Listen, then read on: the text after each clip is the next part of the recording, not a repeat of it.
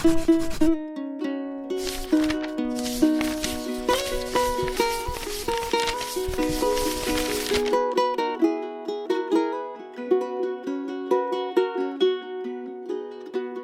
blessed Sunday to all of you.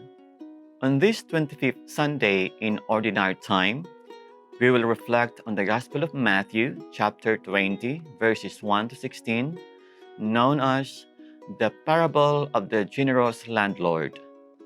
Let us take notice of the last phrase in verse 15. It says, "Are you envious because I am generous?" The good news in this parable is the landlord's love and generosity, which represents also that of God's love and generosity. It is this generosity that explains the apparently capricious conduct of the householder.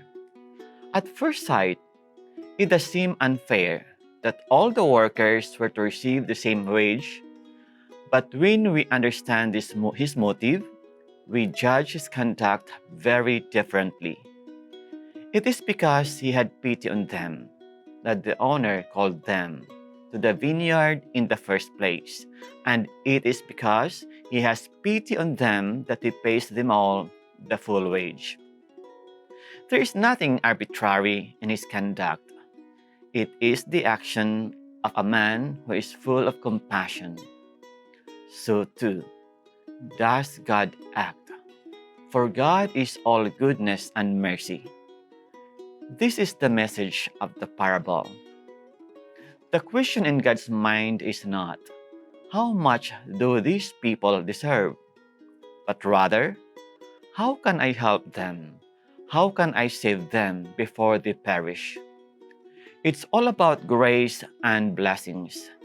God is presented in the parable as a loving father who cares about each of her children equally.